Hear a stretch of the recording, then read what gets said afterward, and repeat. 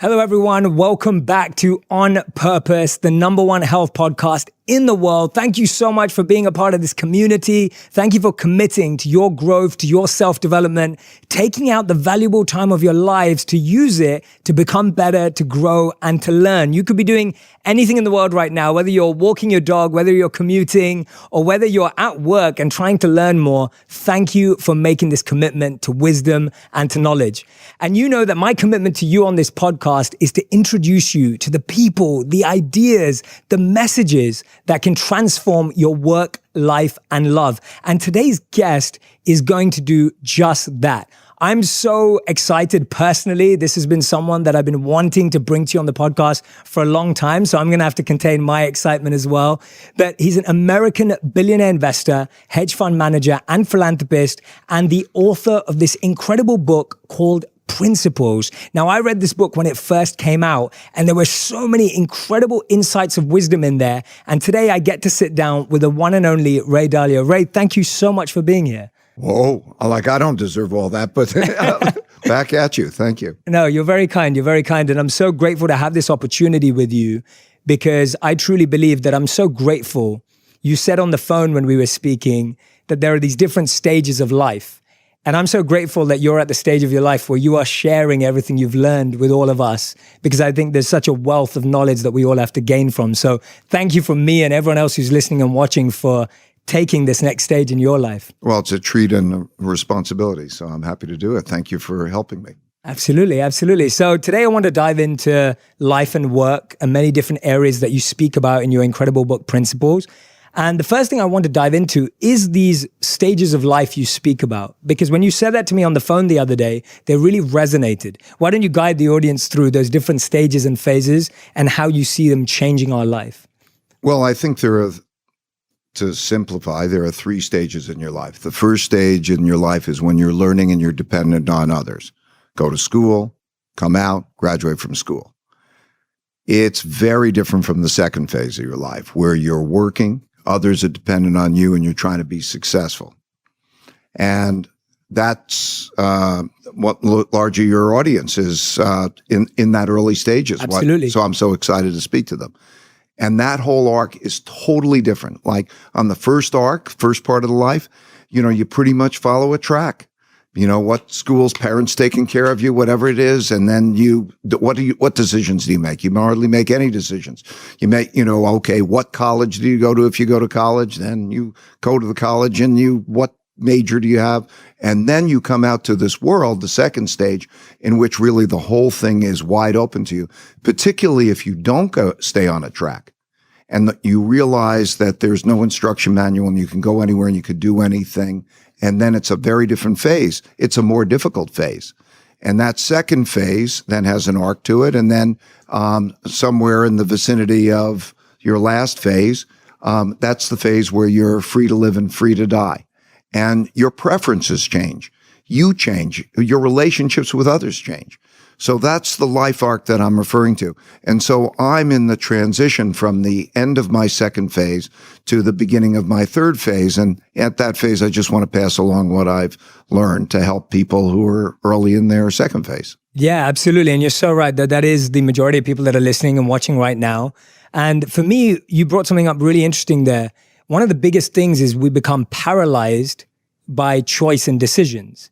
Because so much of that early phase is where things were decided for us, where choices were made for us. And I often feel we bring that mindset to the second phase where we're still looking for someone else to help tell us what to do and what decision to make and what's the right thing to do. How have you seen through your experiences, how have you dealt with choice and decision as that phase of life changes?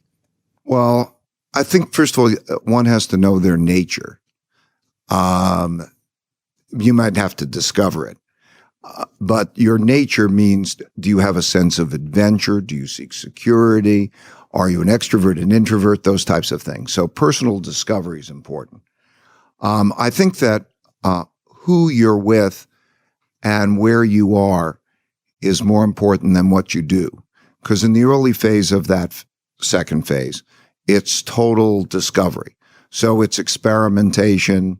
You know, you went to India for 3 years, right? Yes. And that but if you have that sense of adventure, to let go, you can discover. That's your opportunity. But discover yourself as well as to discover what the choices are like. And then as you move later into that, you'll feel the pulls. And to feel never trapped. We were talking just before we began that so many people say, I can't be that way because my job won't allow it, which is a silly concept because you have the freedom of those choices, even when you have constraining situations. So I think that's the life arc. Enjoy this wide open choice. You can be anywhere in the world. You can do almost anything. Let go, experiment, and then move on. Absolutely. And did you feel that same freedom when you started as well? Or do you feel it's changed now? Do you think there's more access? In my case, when I was 12, I got hooked on trading markets. So I loved that game. So I discovered it early. And then I wanted to, but I had this sense of adventure. I discovered when I went to work at a company that working at a company was not my thing. I got fired. I punched my boss. And I really then learned the freedom. I didn't have any idea that I was setting up a company. I just sort of said, I can do these things. Probably like you discovered, okay, I could do those things. And then one thing leads to another. And then, you build. And I always like the variety. So my nature is macro. So I like going all over the world, all different cultures, understanding how the world works. And so I found something that clicked through that experimentation. Yeah, but then there's ups and downs, right? Lots of ups and downs. So we need to talk about failure. How great failure is. Yeah, let's do that, because I think when I'm hearing you say that, it's so refreshing. Because when I hear you saying, yeah, I had to figure it out and I was experimenting and testing and I didn't even know what I was building, I love hearing that, because that's what my experience so far has been too, as opposed to like a very rigid, strategic, not that there isn't strategy, of course there is, but something very rigid and planned. There is a lot of experimentation in that growth where failure is natural. Yeah. My son in 2014 gave me a book, Joseph Campbell, and it was called Hero of a Thousand Faces, and it refers to the hero's journey. And this is like at the end of my experience, and I found that that's very, very true. And so there's this cycle. So a certain type of personality wants a taste for adventure. You go out and have the adventure. And then there are the ups and downs, and then you crash. You will have a failure. If you're adventurous and you're pushing the limits, you will have a failure. And that failure can be a transformative experience. I have an expression that pain plus reflection equals progress. So they call it the abyss. And change, the learning of humility, to maintain your aggressiveness, your audacity, and to simultaneously learn humility. And that happened to me. I was, you described it. I graduated from school. 2 years, I worked on Wall Street for 2 years. I got fired from my job. And 2 years later, I'm running my little company. Something like 7, 8 years after that, I made terrible mistakes in the markets. I crashed and I lost everything. And I was so broke that I had to borrow $4,000 from my dad to help pay for my family expenses. And it was publicly because I was on Wall Street Week and I made all those mistakes. And that was one of the most painful. Pain can be great because it changed my whole perspective to decision making.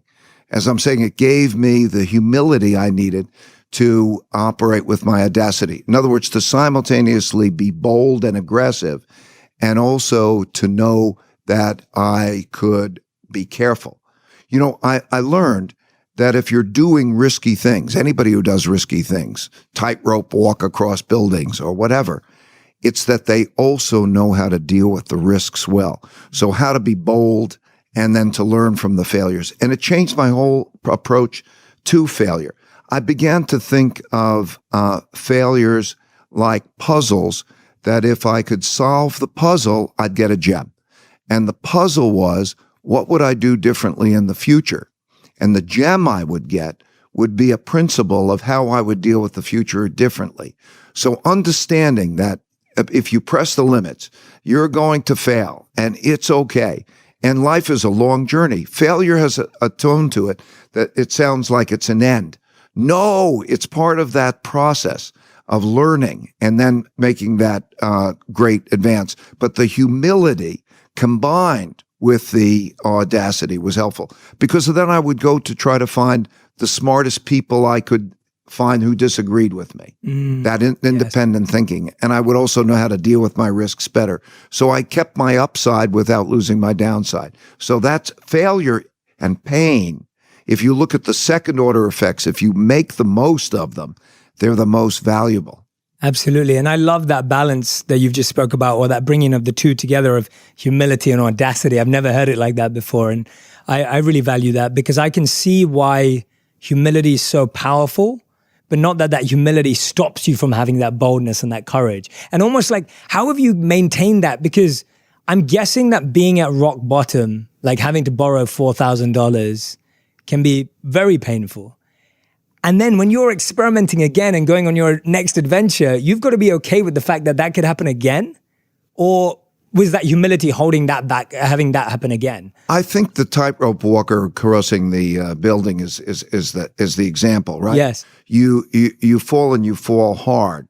Now, some people won't get on the tightrope again. Yeah. Some people will get on the tightrope again. Yes. And then they think, how do I do that? So how do I be bold and aggressive, and I pull it off? And it's the same way, right? You start to think, well, maybe I do this or that differently, and I practice more. It's that combination of the caution and practice that allows you to take it to the limits that you never would have been able to take it to before, right? I learned that. Once I learned that, everything changed, because I also would know how to take the hits. In other words, I don't mind getting banged, but I don't want to get knocked out of the game. Yes. So the willingness to get banged but not knocked out of the game is a big part of that. Absolutely. Yeah, like a good fighter, right? Like you just were giving that analogy. For me, it's like sometimes a boxer or a fighter needs to know which punches to take in order to be able to drop a bigger punch. That's part of the game. And that's what you were saying about solving a puzzle. I love that analogy, because I think if we see everything as puzzles, that there's a way of figuring it out, right? You know there's an answer to a puzzle. Yes, I think the key is to think of reality as you're given. Reality is reality. And think of it as working like a machine. There are cause-effect relationships that make the realities around you. Okay, now, if you go above yourself and you look at that, how does that machine work? And then how do I interact with that machine to get what I want? And you do that with an equanimity. Meditation also helped me a lot. Yes. I learned to meditate many years ago. If you have equanimity and you look at it above and you look at it with curiosity, and you say, oh, I must not be interacting well with my reality, and how do I change it, and how does it work? It's a very powerful way of approaching life. Absolutely. And that definition of equanimity too, equanimity means to deal with good and bad. Yeah. And so I'd love to know, how have you celebrated and embraced successes in your life too? We just spoke about failure. I'm intrigued to know how someone like yourself deals with success. Well, I think my thinking about success has evolved over a period of time. I thought about success. I today think about success differently. It's like the way I thought about it originally when you have this failure. I thought that it's like there's a jungle out there.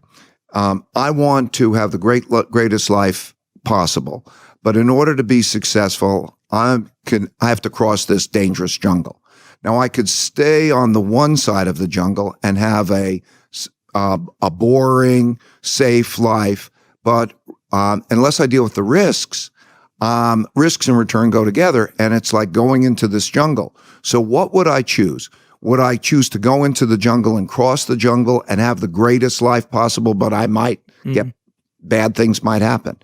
And then I started to think when I went into that jungle, of course I had to cross the jungle, but I started to realize how to cross the jungle, most importantly with people who could see things differently than I could on the mission with me. And so, and we would protect each other in that jungle. And that's what it was like. So life is a lot like that. Who are you in the jungle with?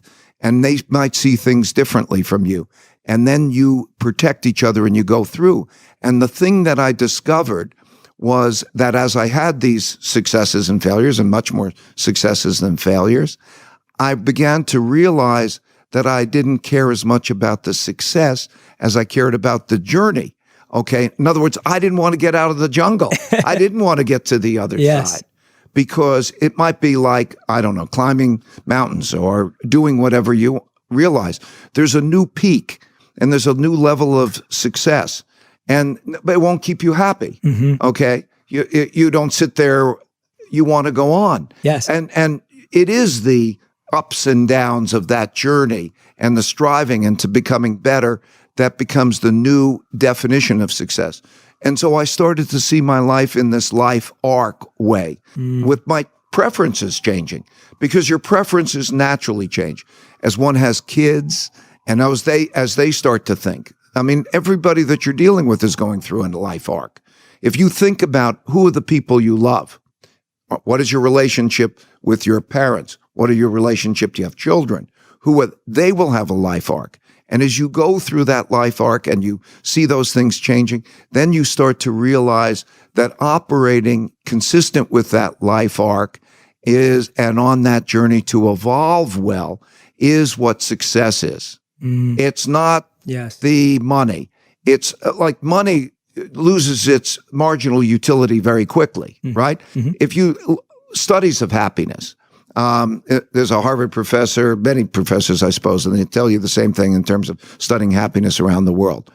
There's very little correlation between how much money you have and the level of happiness past the basic subsistence level. The element that there's the highest correlation with is an element of community, who you're with. So it's this meaningful work. Are you on a mission? And meaningful relationships through a life arc that evolves. So that's it. My definition of success is more like evolving well and contributing to evolution. Yeah, absolutely. And I couldn't agree more. And those stand so true from my monk training too. So hearing them from you in a different context is so encouraging to hear. And for anyone who's watching or listening right now, please make sure that as Ray is speaking, you're visualizing his beautiful analogies. Because as I'm sitting here listening to you, I'm visualizing being in the forest. I'm visualizing being around people. I'm looking at the people in my life and seeing them as different aspects. And Ray paints such a beautiful picture as he speaks. So if you're listening right now, anytime he shares an analogy or a story, put yourself in that place, because it's going to help you go there deeper.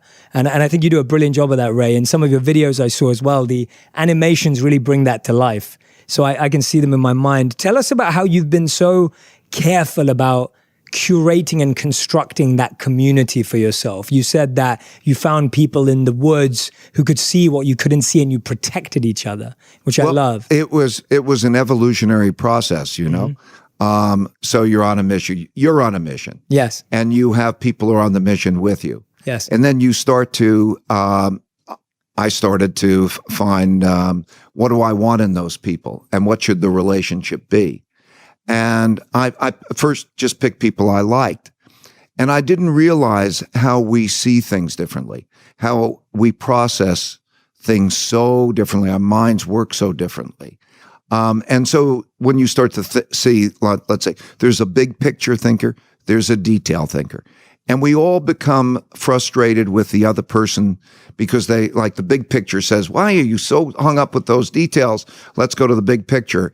And the detail thinker thinks, you've got your head in the clouds. Yeah. You've got to come down to the nuts and bolts.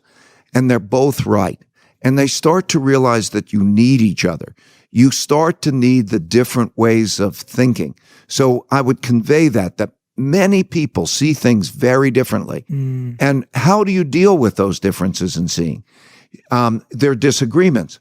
How do you deal with disagreements?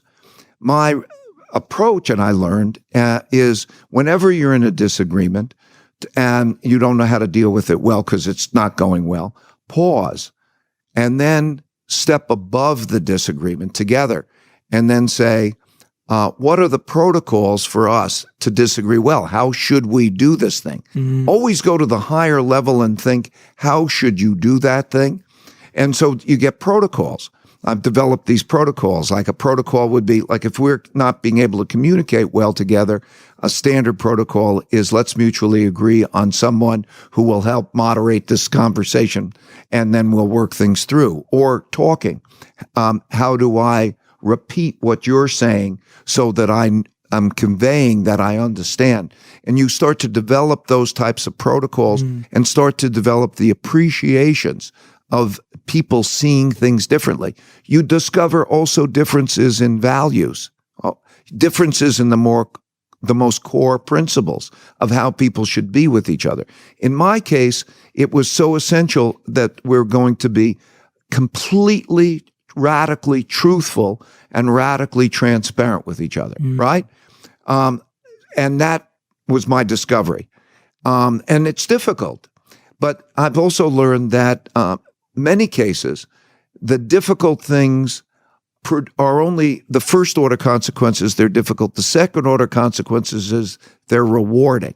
And so by being able to have that radical truthfulness and that transparency to demonstrate that there's no spin was a discovery. So there's an evolutionary arc. I would say, in my culture, in my building an organization, a community that was beneficial, I'll describe it in one sentence. Yes, please. Long sentence. It's an idea meritocracy. In other words, it's a place where the best ideas win out regardless of hierarchy. So an idea meritocracy, and with the goal in which the goals are meaningful work and meaningful relationships. Meaningful work to be on a mission together. And meaningful relationships is an equal importance of that. And that produces this tough love. So I'll repeat it. I'm saying it too many words. So it's an idea meritocracy in which the goals are meaningful work and meaningful relationships through radical truthfulness and radical transparency. Anyway, that was my way. That's what worked for me. That's incredible. And I guess all of these tools you were mentioning earlier about these protocols are to consistently realign everyone with that. Because as we start wearing away and you start seeing lack of transparency or lack of truthfulness or lack of meaning and mission, you're constantly having to realign everyone. Right. Let's talk about that radical truthfulness and radical transparency. If you can achieve it, there's no confusion. Because if we're really truthful, we're taking all those hidden agendas and all those other things, and we're not confused. We're putting them on the table. Yes.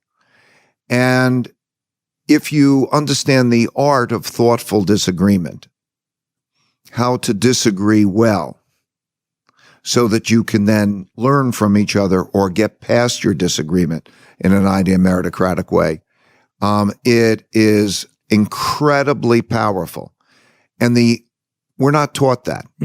We're not taught some of these things. We're not taught the value of failure. Definitely not.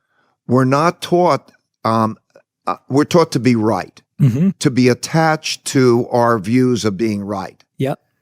You can't learn if you're attached to being right because you think it's embarrassing because you don't know. So that notion of thoughtful disagreement, because if there's disagreement, somebody must be wrong. And how do you know that wrong person isn't you? So these are the things that if you have thoughtful disagreement, radical truthfulness, radical transparency, you build trust and effectiveness. Yeah. And that really sounds like it requires the pulverizing of the ego. Like that to me sounds like we really have to crush and break down this ego because our ego is what's we're confronted with of believing I'm right, I'm going to win, right? Whenever you're in a disagreement and you handle it badly, you think it's win or loss. That's right. I think the greatest tragedy of mankind, big statement, the greatest tragedy of mankind. Wait for it. The greatest tragedy of mankind, because it stands in the way of so many people making decisions well and operating well with each other, is holding an opinion in your head that's wrong.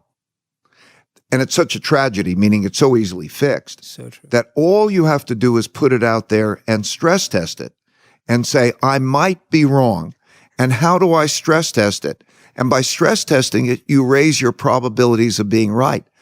So I think the education system rewards being right. So many things reward that being right that stands in the way of taking in all that's out there to really help you be right. I think that's such a powerful point. I'm just nodding away. If you're only listening, then I'm nodding away, because when you say that, I think that's so true, that all of our conditioned patterns are about being right. It's never been to understand things from different angles or perspectives, which is what reality is much more of than being right or wrong or black or white. And so much of our patterns in our mind are always win or loss, right or wrong, one or two. There's rarely this cohesive synergy that you're speaking about. That actually takes a lot more work to get to. The greatest, whatever success I've had in life has had much more to do with my knowing how to deal with my not knowing than anything that I know. Because what I don't know is vastly greater. Think about all the experts that you can turn to and all the perspectives that you can get and how much you can learn by what's being out there. And that maximizes, and it's a kick. Yeah, absolutely. Absolutely. One of the things, the other thing which we've already dived into today, you called your book Principles. And I thought that was quite a counterculture way of doing it, in a good way. And the reason I say that is today, so much of the language around business and work or entrepreneurship is around doing. It's around having. It's around grinding. It's, these are the terms and the language that's used around business. Whereas you go back and you talk about principles. And on the phone when we were speaking, you were talking about this differentiation between doing and then living a principled life. Just explain that to us and why you believe we have to start with principles. I'm going to start by explaining how I learned it. Yes, please. And what principled thinking is and how it's different Amazing. from other types of normal thinking, what most people do, right? Yeah. And there's also a suggestion I'd like to pass along to those who are listening. What I found was that whenever I would make an important decision, I would write down my criteria for making that decision, because that situation would come along again. So I could be clear. It helped me clarify my thinking. And when the next time it came along, I would start to see how to deal with that, and I could refine my principles. So the book is a compendium of these principles that I wrote over 25 years on that situation.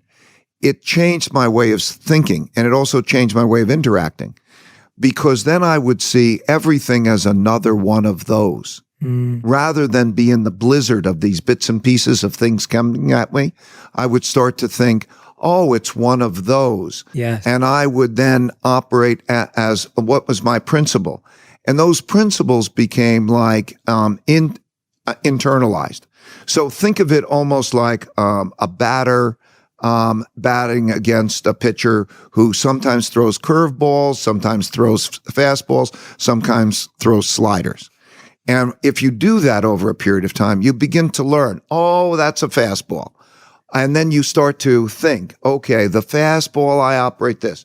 And you start to internalize. You become better and better, and life becomes simpler for you because you're not seeing those millions of bits and pieces. You're seeing it as another one of those. And you have that instinctual ability that allows you to then make that decision and operate that way. And then you can communicate with people on principled levels thinking. It's particularly important because I would say the decline of religion, in other words, even your values, you have to think, what is your religion? If you chose a religion, and it's not a preconditioned religion, what are your values? What are your principles? How do you think life really works? And you're making choices for yourself. That is the form of those principles. So when you start to think about those and you're clear about those and you can communicate with others, you can see whether your principles are aligned with others or not. Because if you don't get along with somebody, and those irreconcilable differences are due to the fact that there are deep differences in principles, not differences in interpretations of things and so on. It's like any great relationship. There'll be arguments along the way, but it is those core beliefs. And by being clear about them, clear to yourself and clear to others, it's very powerful. Yeah, absolutely. I couldn't agree more. It just makes it so much more simpler to navigate, because you're so right that when you don't have that clarity, all you're being attacked with is so much noise. And there's just so many millions of different pieces of noise that are coming at you that you haven't filtered, you haven't clarified, you haven't carefully selected. And that's why we feel so overwhelmed today. We're drowning in all of that noise. And what for? Exactly. Where are you going? What for? What are you seeking to fulfill? What is it in you? Yeah. And I think that this is where I'd recommend everyone who's listening or watching right now, I'd love for you to take a moment to do that exercise in your own time that Ray's just laid out, of really figuring out what are your criteria behind decisions, why you're making those decisions, what's pushing you towards them. For me as well, whenever I have a number of options, what I do is I write down all my options and choices I have, and I write down on top of them why I would take them. And often my why for something would be just pride or ego, and often above one of them it will be love and depth and values. Well, here's the exercise. You're talking about the writing down. Yes. Okay. I'm saying the writing down. I recommend to your listeners, please write them down. Okay.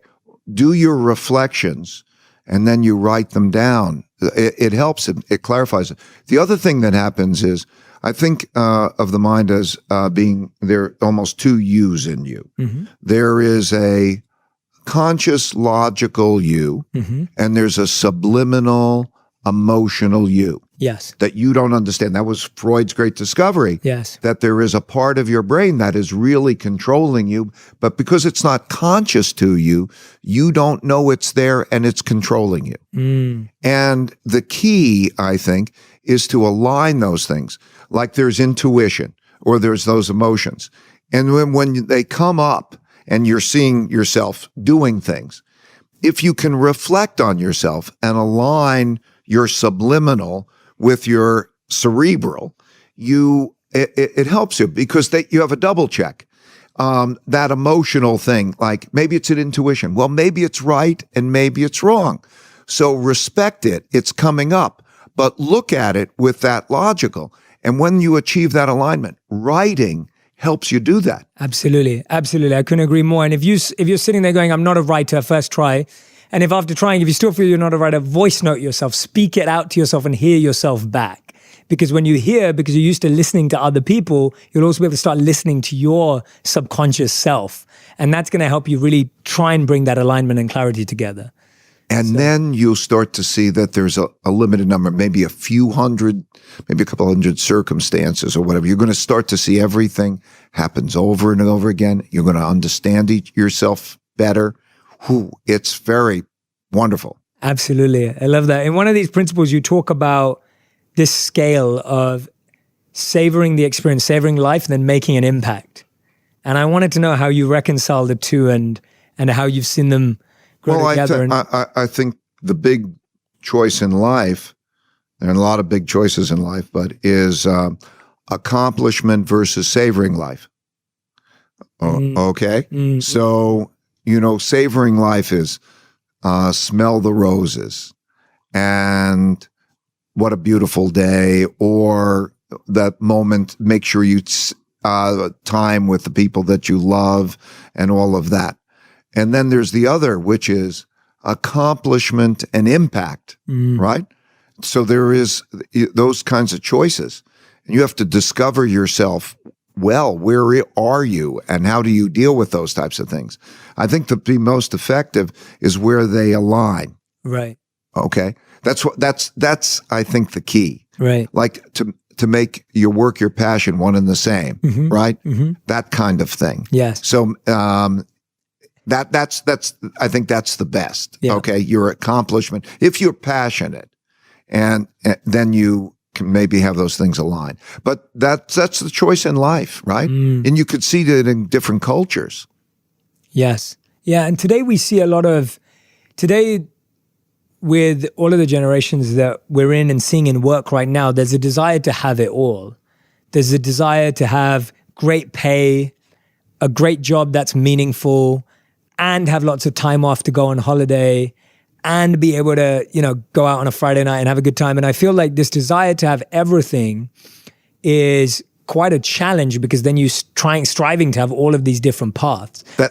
Go on. That's what the second phase of the life is like.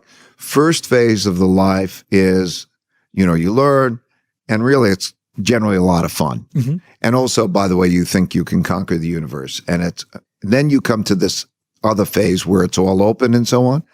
And what you find out is there are too many things to do. Mm-hmm. You don't have enough time. Okay, you don't have enough time for each one of those things. And so the question is, how do you deal with that? Mm-hmm. Well, there are two ways you can deal with it. You can, of course, prioritize, and you need to do that. But the real way, most importantly, is to know how to get the most out of an hour. In other words, you can put more life into life if you know how to get leverage and if you know how to be as effective. Because if you get more out of each hour, mm-hmm. wow, then it's like more life within those constrained number of hours. Absolutely, absolutely. I've always described that for me as time management versus energy management. And for me, if I can bring all my energy into 1 hour, that's more powerful than me having 10 hours. Right. Of half the energy. And in addition, mm-hmm. there are techniques. Right. Right? Love to hear some. Well, like for example, I learned leverage through other people. Mm-hmm. Once you learn leverage, in my particular case, of course, I built up to this. I have about 30 direct reports. And what it means is, now this is after years of doing, I had nothing, by the way. But what I can do is, and with the good relationships and how that works, basically they can typically work for about 50 hours on something that I'm trying to accomplish for every hour that I deal with them. Right. So I get an enormous amount of leverage, mm-hmm. or I know how to prioritize, mm-hmm. or I know how to break my schedule, knowing I mentioned meditation or other things to get myself the clarity. Yeah. So there are many techniques. Mm-hmm. I wrote a bunch of them in the books, and many other people have other techniques too. Yeah. But as you start to realize that you can have much more life by knowing these various types of techniques. Yeah. I'd love to know some of your tips and techniques around prioritization. I think that's something that people are so challenged with right now. What have been some of your best principles or rules around how to prioritize something? I don't want to give people my priorities, but I do want to give them the notion of to go above it. Mm-hmm. Okay, like the same rule, if you're in a disagreement, you mm-hmm. go above it. Okay, so many people are in the blizzard mm-hmm. of all these things coming at them, and they're in it, and they're trying to deal with every one of those. Okay, so pause and step back, and then start to think, what are you really going after? You have to look subliminally. It may be deep-seated in your childhood. It may be, but what is that pull? Okay, and that becomes, and then how do you apportion it? You do need a plan. You need some sort of self-discipline as you look down and you say, well, I'm going to spend dinners with my kids, or I'm going to do X, Y, Z in terms of those to-dos. But at the highest level, you're saying, what do I want? What are my choices? Because you have to realize. And then what I find is, if you pause and you do that slowly over time, don't just try to do it in a minute. You can find that you can have a lot of your cake and eat it too, right? I used to take my kids on my business trips. What a great education. Wow. Crazy. It's an example that sometimes you discover with time that you can have your cake and eat it too, right? Yeah. So take the time. Mm-hmm. Yeah, patience. Patience is... I think that there's 5 steps to success. Mm-hmm. First is you have to know your goals. You have to know what you're going out there. And that does require prioritization. The second is on your way to your goals, you're going to encounter your problems, your failures, your problems. So that's step 2, encounter them. They're standing in your way. Number 3 is you have to diagnose those to the root cause. What is producing your problems? At the root. At the root cause. And that may be that you, or it may be those around you who are not good at things or whatever, or you're doing something you need to do better.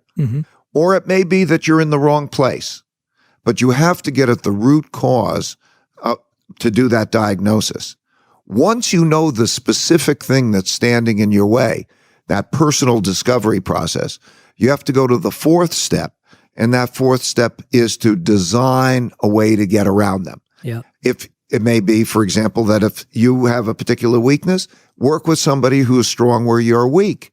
Or it may be a change your job or whatever it is, but you've got to get around that specific thing that you've diagnosed as standing in your way. And then when you have a design, you have to do it. A lot of people come up with designs, but they don't push through and do it. And I think life is just the constant 5-step process over and over and over again. Yeah. Because if you can do those 5 things, you will be successful. You'll evolve fairly quickly. Yeah, absolutely. Absolutely. And you add 2 methods or keys to succeeding, which you call flexibility and self-accountability, because within those 5 steps, there's going to need to be a bit of flexibility or a lot of flexibility and self-accountability. And I love you pointed this out. You said, don't blame bad outcomes on anyone but yourself, which is like huge self-accountability. Yeah. I really do believe, I'll give you a mindset. I do believe that I can do anything and that it is just a matter of my character and my creativity. So that it is a personal test of me. It may be difficult and I have to be creative enough and maybe with the help of others. And that is largely true. Really, if you're creative enough and you don't have to do it yourself, you can get the ideas from other people. And then you are enough character in it to do it. Wow. Absolutely. And I think that's the biggest challenge, that we try and do it all on our own. We think we have to be everything. We think we have to be the face and the background and the side and everything in between. And actually collaboration, coming together with other people is so much more what has brought success in the world. Yes. When you start to realize that actually you can't see, it's like going from 2 dimensions to 3 dimensions or black and white to color, that when you start to see things through others' eyes, you can see the world in a totally different, much richer way, and you know how to navigate it. It's such a power, such a gift. Yeah, it's amazing. Thank you so much, Ray. Ray, this has been such an incredible experience diving in with you. Anyone who's listening and watching, I hope you've been taking notes. I hope you stopped and did certain activities when Ray and I spoke about them. And Ray, we finish every interview with a final 5, which is our final 5 quick fire round, rapid fire round. So these are answers that are 1 word to 1 sentence maximum. So I'm going to start with the first one. What's one trait you look for in a potential employee? Character. Amazing. Okay, great. Number 2, what is one trait you possess that you believe you got to where you are today? One of your traits. Fear, humility, fear and acceptance of failing. Wow. I love that answer. That's awesome. I was not expecting that. It's a great answer. Sorry, I'm going off the tangent now because but you can explain that. I love that one. And a taste for adventure, because the joy of the adventure it makes it all worthwhile. And I've come to appreciate the pain. Yeah. What's the best thing you've learned from this transition in your life where you're now passing it on? What's something you've learned from the process of passing lessons on? That it's hard and to let go. To let go of? To let go of caring while caring. Right, yes. That's such an important point. Absolutely, yeah. As a teacher, as a guide, as a coach, you can only facilitate growth, but you can't force it. Just let it, Yeah. Got to give everyone the opportunity to let it out. Okay, number 4. What's one thing in stage 3 you're looking forward to the most, to the stage of life that you're in right now? Well, as Joseph Campbell said, to be free to live and free to die. I think that you're in an arc in which you gain freedom, total freedom, no obligation. The greatest enjoy now is no obligation. Yeah, I'm free. Yeah, amazing. And to watch others be successful without me. That is the greatest joy, to watch others to be successful without me. I'm free and they are successful without me. Wow. Amazing. Well, you wrote this book over a number of principles, and the 5th and final question is, what's a principle that you've learned this year, or that you're currently trying to learn or learning or testing this year? Well, this is my transition year. I guess what I've learned, I've been so pleased to have the interactions with people who are learning. I don't know if it's a principle. It's not a principle, but it's an experience that the interactions that I'm having on social media, the conversations, so many nice people, and the exchanges have just been so beautiful. I think that was my main discovery as I'm also going through my evolutionary process of that I described.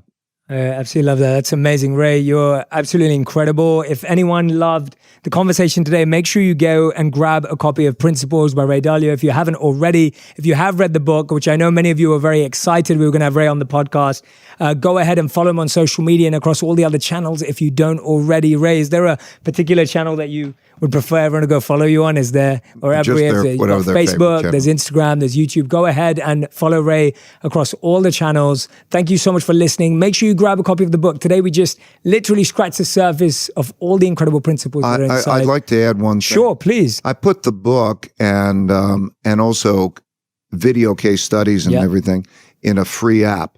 So you don't have to buy a book. You can get the book. It's on the iOS Apple store. It's a free download, and it has videos. Well, I didn't know.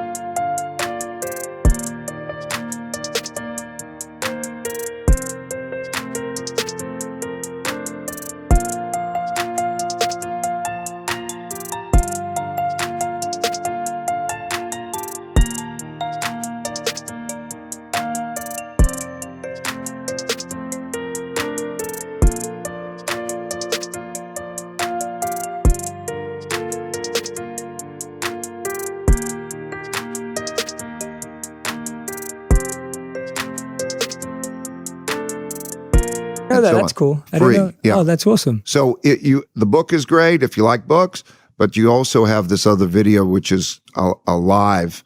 You might like that.